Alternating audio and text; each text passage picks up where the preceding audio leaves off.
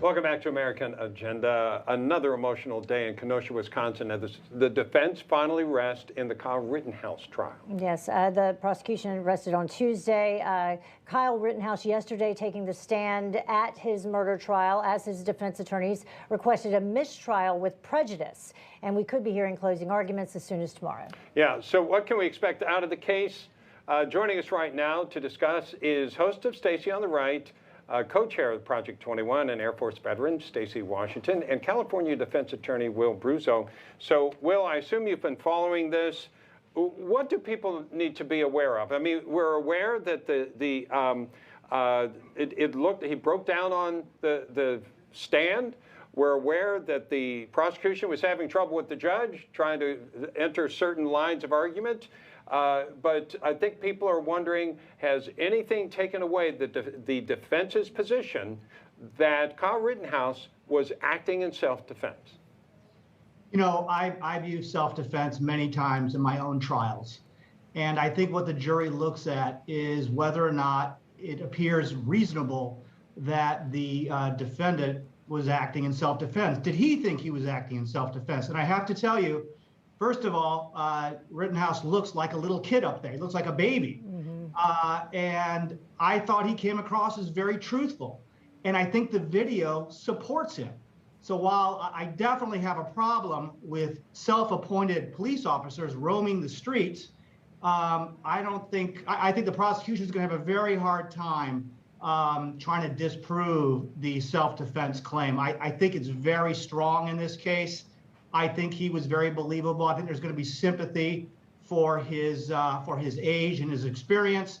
You know, I think what this comes down to is what are all these untrained people doing in Kenosha, roaming around with semi-automatic weapons, even a 17-year-old, a baby, you know, fully armed like that. But that doesn't take away from his self-defense claim, which I think is very valid and very strong. Yeah, I think a lesson also is that these communities, law enforcement is sorely needed, and they need to shut down anything like this if it were to happen again, you know, the summer of the riots that we all experienced. I did want to ask you, what are your thoughts about the defense asking for this mistrial?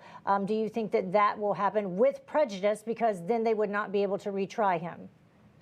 I don't believe that's going to happen. Okay. Quite frankly, I think the defense made some spurious objections. At one point, the defense attorney actually objected to them using the close-up option in the video, and the judge sort of upheld it. I do think the judge appeared to be very biased against the prosecution, and I say that as a defense attorney for 30 years. But I think this is something that the defense is going to try. I don't think it's going to go anywhere. I think the prosecution did as well as it could. This was very well documented by video, but they have a lot to overcome here. And I think ultimately that the defense is going to prevail. Remember, the prosecution has a burden of proof. They don't have to prove that that Rittenhouse beyond a reasonable doubt that has to be. I want to bring in Stacy.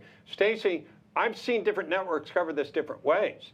As a result, I'm wondering if, as we're kind of suggesting he might be found not guilty, what the results might be in the streets. Yeah, I think we're looking at the possibility of some rioting because of the individuals who are involved. And I've seen a lot of memes online, obviously anecdotal, but I spent quite a bit of time yesterday after I watched him break down on the stand crying, Kyle Rittenhouse.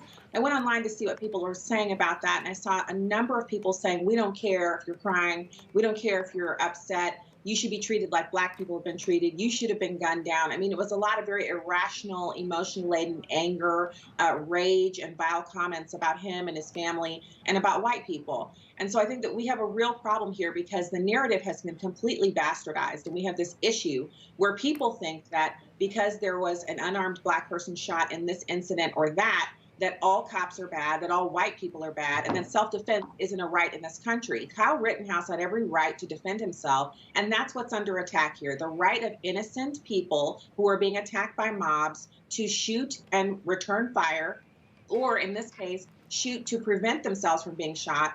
And that is a right that is guaranteed under the Constitution. And I think every one of us had better think long and hard about what we will lose as Americans if Kyle Rittenhouse is found guilty of defending himself against 3 people. Yeah. So the circumstances, that's another conversation. But Okay. I don't think the judge has been biased. I think he's been reflecting what the sentiment is on the ground among clear-thinking Americans. All right. Wanted to let folks know we're getting notes that that the defense is expected to rest and that there may be a rebuttal case with one witness, 3 minutes of planned questions.